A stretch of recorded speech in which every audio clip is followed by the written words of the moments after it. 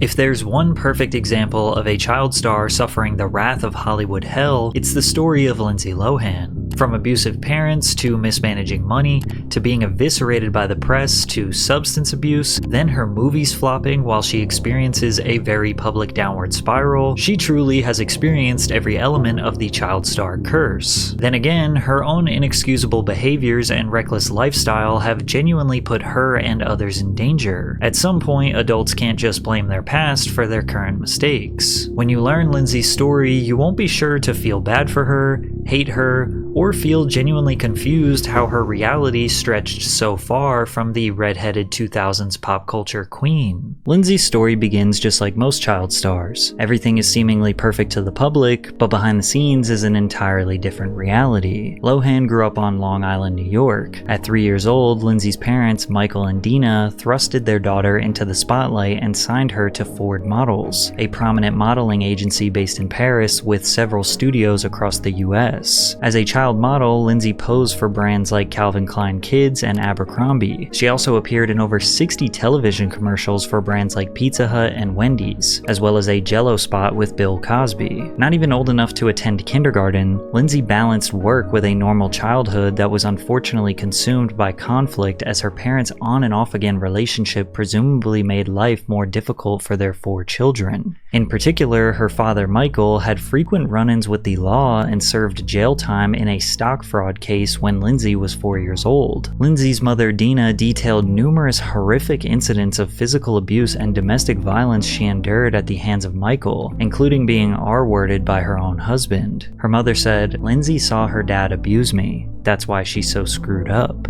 Michael vehemently denied all accusations, but you'll notice her father's behavior gets her in trouble throughout her career. Despite the conflict that pursued at home, Lindsay excelled in the workplace. In 1998, Lohan competed against more than 1,500 young actresses to book a lead role in the remake of the 1961 romantic comedy film, The Parent Trap. The film follows identical twin sisters who are separated at birth due to their parents' divorce. Each parent takes one of the twins to raise without informing the other twin of their existence. Throughout the film, the twins accidentally meet for the first time at a summer camp in Maine. Initially unaware of their relationship, they quickly realize they are sisters and devise a plan to switch places with the aim of reuniting their parents. Because the film revolved around identical twins, each actress submitted audition tapes for both roles. I don't know if I was alone here, but when I saw this movie as a kid, I genuinely thought these were 2 different people. Her feature film debut in The Parent Trap not only showcased her potential as a leading actress, but earned her critical acclaim. Lohan did not just do her part alongside legendary actors like Dennis Quaid and Natasha Richardson, she excelled and received praise from critics for her performance. Her debut was a resounding success, and the film earned over $92 million at the worldwide box office. She was Hollywood's next child superstar. The film earned Lohan a Young Artist Award for Best Performance in a Feature Film and a 3-film contract with Disney. The first film in her contract was another remake, more specifically a remake of the 1976 comedy film Freaky Friday. Freaky Friday centers around a mother and a daughter who magically swap bodies. Throughout the film, the pair are forced to live each other's lives. The mother has to navigate the complexities of high school. In contrast, the daughter must manage her mother's work responsibilities as a psychologist and prepare for her mother's upcoming wedding to her fiancé. Freaky Friday wasn't just a cult classic for 90s babies who grew up on Disney. It grossed over $160 million at the worldwide box office. It's also worth mentioning that Lindsay's aesthetic didn't match the typical bright-eyed, bushy-tailed Disney star. She had more of the alternative, Avril Lavigne-esque look that made her seem more mature, which made it easier to eventually break out of the child star chains. Lohan also decided to embark on the cliché child star to pop star career path. Piggybacking off the movie, she released her first single, Ultimate. She was becoming a product of the Disney pop star factory, executing the same promotional strategy of releasing her second single, Drama Queen, after her 2004 Disney comedy, Confessions of a Teenage Drama Queen. After these 3 films, she had already secured her legacy as a Disney icon and a beloved child star. But her next role as Katie Heron in Mean Girls stamped her place in cinema history, as this film is in contention for being one of the best high school movies of all time. Mean Girls follows Katie Heron, a teenage girl who moves to Illinois from Africa, where she has been homeschooled her entire life. Why don't I know you? I'm new. I just moved here from Africa. What? So if you're from Africa, Why are you white? She starts attending North Shore High School and is overwhelmed by these social dynamics and cliques. Katie is befriended by two social outcasts who teach her how to adapt to the school's social structure. She is also noticed by the Plastics, led by Regina George, for her good looks. The Plastics invite Katie to join their group, and Katie is encouraged to accept the invitation as a way to spy on the Plastics, break down their popularity, and expose their evil intentions to the whole school. Upon release, Mean Girls received positive reviews from critics, and although it was over-exaggerated, it did provide a somewhat realistic lens into the cruel and unapologetically mean behaviors and attitudes of high schoolers. And it definitely created quotable scenes that have lasted 2 decades. I can't go out. I'm sick. Boo, you whore.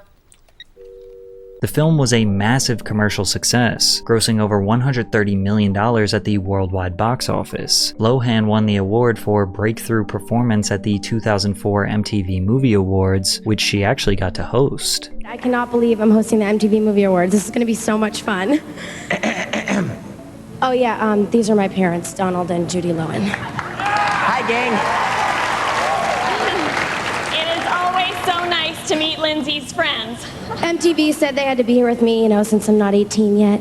She's the youngest host they've ever had. Lindsay Lohan was on top of the world. At age 17, she was already doing cover shoots with headlines that read, "Why is America falling in love with Lindsay Lohan?" She even got to host Saturday Night Live. Lindsay was in the prime of her career, and although we probably remember her as being extremely popular and relevant for many years, her dominance only lasted roughly from 2003 to 2006 as her commercial success and public perception would start to spiral out of control. Her troubled household in New York seemed to reach a tipping point. Just before hosting the MTV Awards, her father, Michael Lohan, age 42, was accused of striking his brother-in-law, Matt Sullivan, at a First Communion party at the family's home in Merrick, New York. Her father was arraigned in First District Court in Hempstead on charges of second-degree assault and aggravated harassment. He maintains that Sullivan was drunk and responsible for the fight. A few days later, her father was due in a Manhattan courtroom to face similar charges in an unrelated case for allegedly beating up a city sanitation worker. That same month, Michael was arrested and charged with theft of services after allegedly skipping out on a $3,800 bill at a hotel. These incidents further placed a spotlight on Lindsay, who was unfairly held accountable for her father's actions. But in July of 2004, Lindsay officially turned 18 and moved to Los Angeles by herself. Instead of buying a house, she used her multi-million-dollar movie earnings to live in hotels, spending 1 year at the Hollywood Roosevelt, followed by 2 years and 2 suites at the Chateau Marmont. And these rooms cost hundreds, maybe thousands of dollars per night. She was easily spending upwards of $1 million per year to live in hotels. Lindsay said, "I didn't want to be alone, so whatever I needed, I could just go downstairs and there were people there." She now recognizes the unhealthiness of that. A combination of being a misguided teenager with millions of dollars while struggling with the trauma of her parents was a recipe for disaster. The early 2000s was also notorious for sexualizing young female stars. A Brentian Medicine,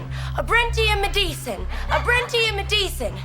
The magic isn't happening. I'm going to disagree with you. 1 month after her 18th birthday, she landed the cover of Rolling Stone with the headline, "Hot, Ready, and Legal." After she turned 18, she immediately began doing scantily clad photo shoots and being praised for her good looks. This was definitely a strange dichotomy because during all of this, she was filming her next big Disney film, Herbie Fully Loaded. It's safe to assume that Disney wasn't happy with her new adult image because they stopped working with her after this film. It's crazy to think that in the beginning of 2004, she was Disney's teenage drama queen, and by the end of 2004, she was GQ's cover girl. She quickly developed a bad girl persona, but it didn't seem like she was trying to escape her child role. It kind of seemed like the tabloids just gave her the persona and she just kind of ran with it. Lindsay drove a $200,000 convertible Mercedes-Benz, had a rhinestone sidekick, always was stepping out with expensive bags, partied all night at the hottest clubs with Paris Hilton and her celebrity friends, had rendezvous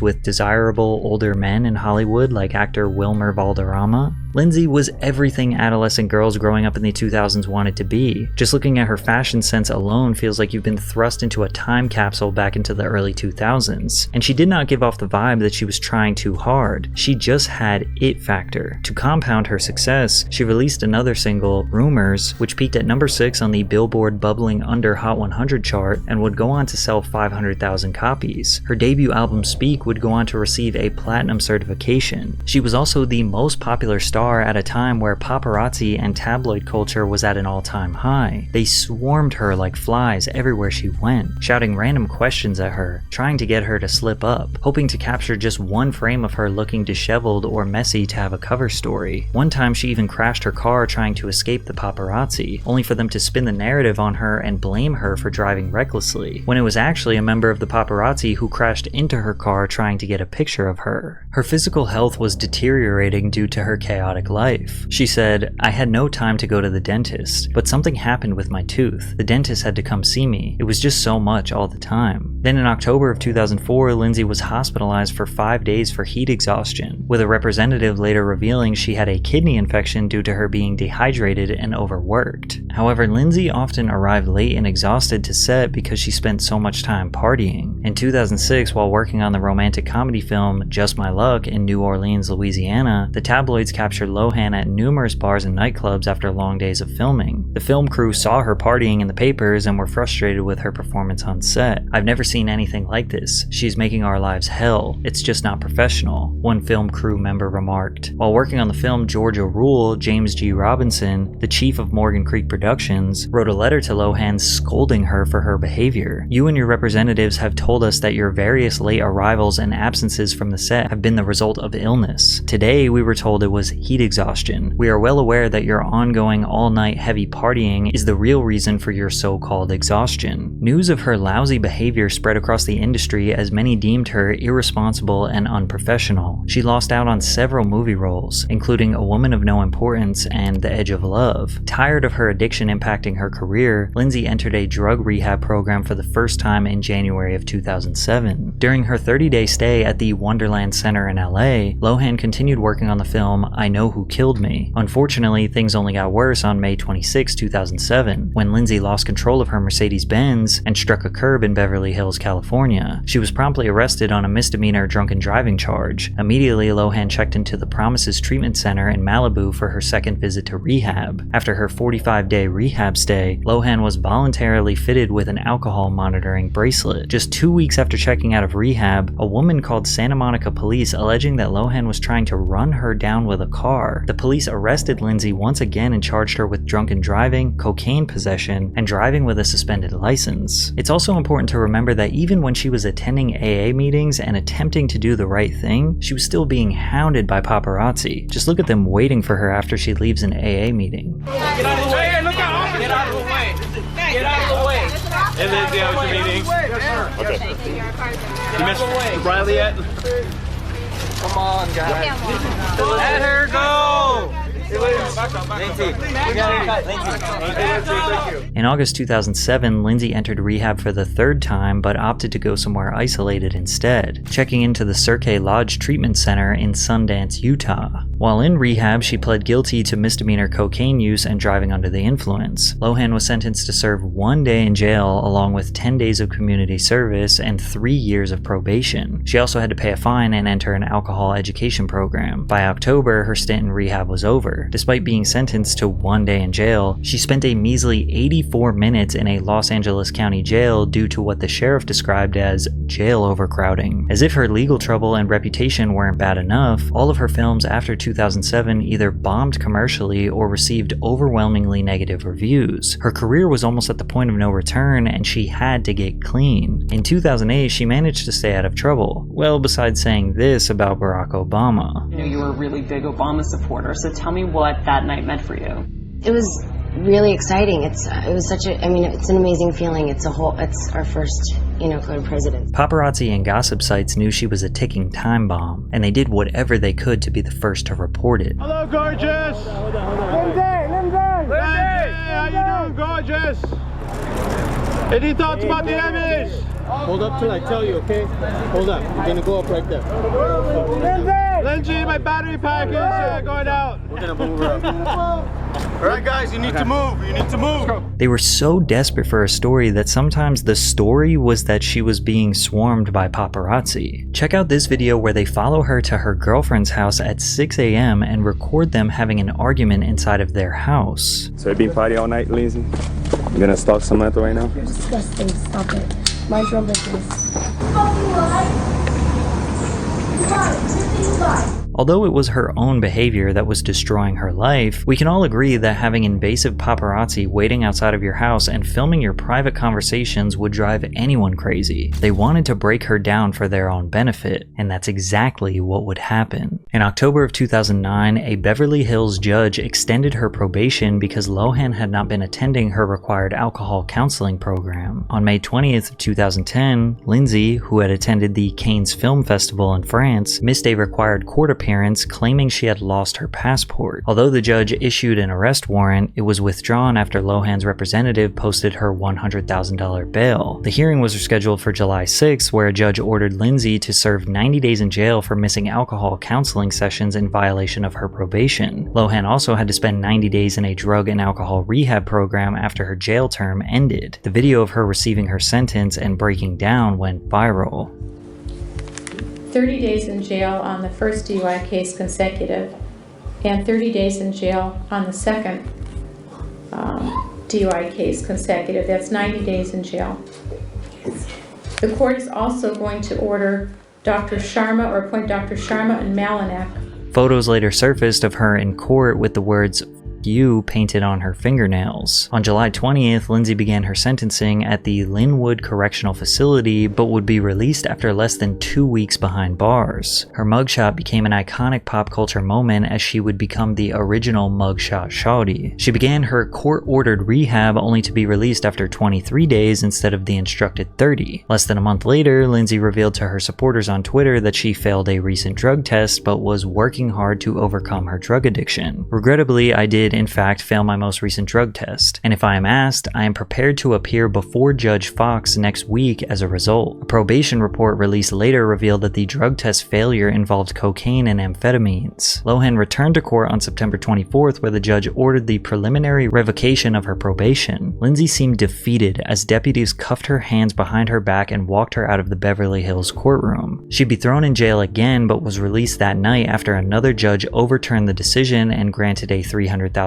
bail. Are you noticing a pattern here? Less than a month later, Lindsay reportedly visits the Camofi & Company jewelry store, where she walks out with a necklace valued at $2,500 around her neck before a store clerk calls the police to report it missing. Upon investigation, one of Lohan's associates hands the necklace to the police, resulting in Lindsay being charged with felony grand theft. On April 22nd, 2011, Lohan spent 5 hours in custody before posting a $75,000 bail after being sentenced to 120 days in jail for violating her drunken driving probation by being charged with theft. She's also ordered to perform 480 hours of community service. However, her theft charge is reduced to a misdemeanor. I know I sound like a broken record, and I could keep detailing her arrests because there are so many more, but most of them involve her violating her probation by failing drug tests or not showing up to court hearings, and then whenever she would eventually get to court, she would get sentenced and then somehow magically bail herself out, get out of doing jail time, or get out of doing community service somehow. Rinse and repeat that process multiple times per year. She lost her appeal to the public. She was only 26 years old but looked like she had aged a decade. Lindsay claims that she kept gossip sites in business. A little bit about me. I'm an actress, a singer, an entrepreneur, and I have single-handedly kept 90% of all gossip websites in business. But really, it was the other way around. The only reason she maintained a presence in pop culture at this time was because her never-ending criminal history was easy news coverage, and her attempted return to the spotlight in 2012 just further cemented that her career in Hollywood was finished. Lohan hosted Saturday Night Live in March of 2012 for the second time in her career. Throughout the episode, she made several self-deprecating references to her personal troubles that makes people laugh, but it's not like her performance was screaming a comeback was about to happen. In 2012, Lindsay starred as Elizabeth Taylor in the biographical television film Liz and Dick. During production, paramedics were called to Lohan's hotel room, where they treated her for exhaustion and dehydration. The film premiered on the Lifetime cable channel in November 2012. While the premiere garnered 3.5 million views, Lindsay's performance, as did the film, received largely negative reviews. Throughout 2013, she made forgettable appearances in throwaway projects like Scary Movie 5 and The Inappropriate Comedy. Or she received lead roles in minor projects like the thriller drama film The Canyons. Unable to revive her Hollywood career, Lindsay strategically created an 8-part docuseries, Lindsay, on Oprah Winfrey's own cable network. The show intended to provide an unfiltered look at Lindsay's life as she transitioned from rehab to her daily routines, aiming for a fresh start. It attempted to document her struggles to stay sober, reestablish her acting career, and repair her public image. And these types of programs usually work. People feel bad for celebrities as they discuss their deepest vulnerabilities on camera for millions to criticize. They're so brave for doing that, people usually say. But it didn't work for Lindsay. The ratings for this docuseries dropped substantially with each episode, as Variety described the series as boring, claiming that Oprah and Lohan were using each other for content. Are you an addict? Yeah. And what is it you are addicted to? What is your drug of choice or drugs of choice? Alcohol. Alcohol. Yeah. Because that in the past was a gateway to other things for me. Other things like? I'd never abused, I tried cocaine with alcohol. And I'd never That's done when you those were things arrested without the first my time, drink. correct? Yeah, possession. With I had it. possession. Since she was a tabloid queen for years, nobody was interested in seeing her make a comeback. Aren't you supposed to be in rehab now? Do you not watch anything that goes on? I Are you do. a tabloid now? Now here's what May 2nd. I was under the May 2nd. Yes. And how long will you be in rehab? 3 months. How many times have you been in rehab? Several. And how will this time be different? What are they rehabbing, first of all? What is on their list? What are they going to work on when you walk through the door? We didn't discuss this in the pre-interview. No. Her career in Hollywood was officially over, and the tabloids only wanted to bring her down even more. An infamous sex list was leaked that featured 36 A-list stars that Lindsay Lohan allegedly hooked up with, including Ashton Kutcher, Joaquin Phoenix, Justin Timberlake, Adam Levine, and many others. Lindsay later admitted that the list was real. That was actually my 5th step in AA with Betty Ford.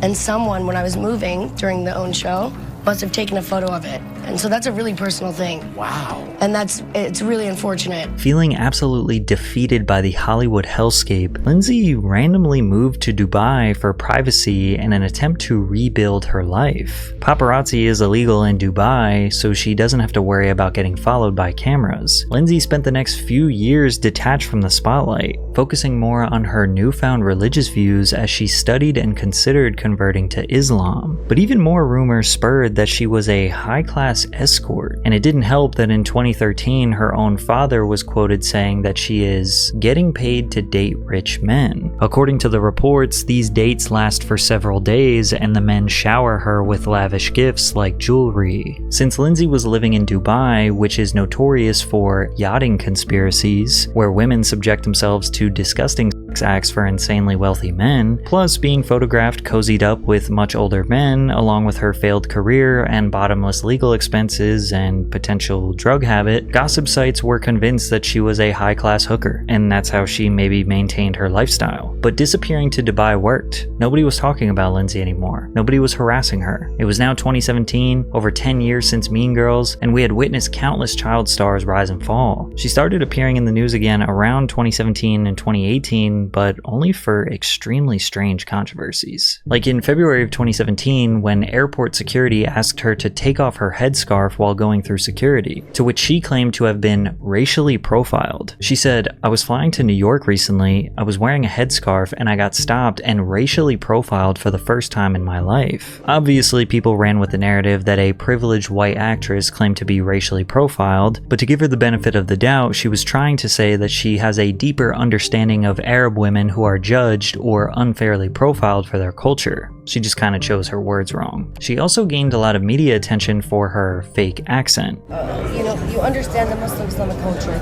You understand that life is bigger than everything that we see. Americans are very close-minded in that sense. This is just me holding it with me walking, going.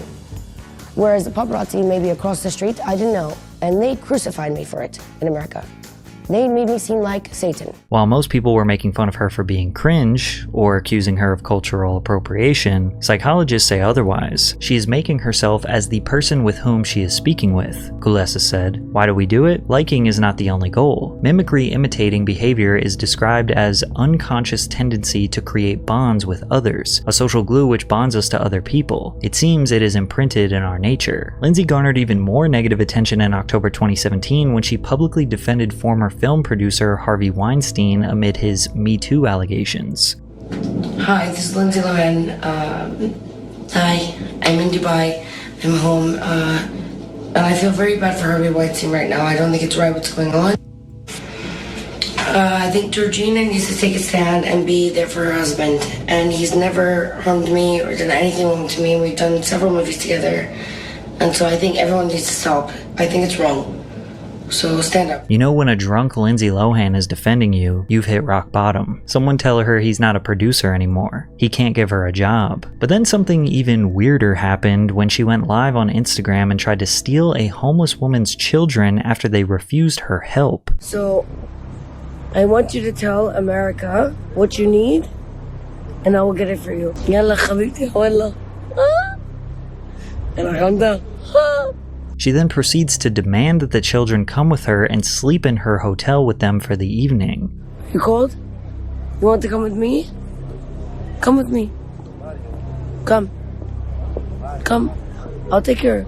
Let me take care of you guys. Do you want to stay in a hotel tonight? Do you want to watch movies?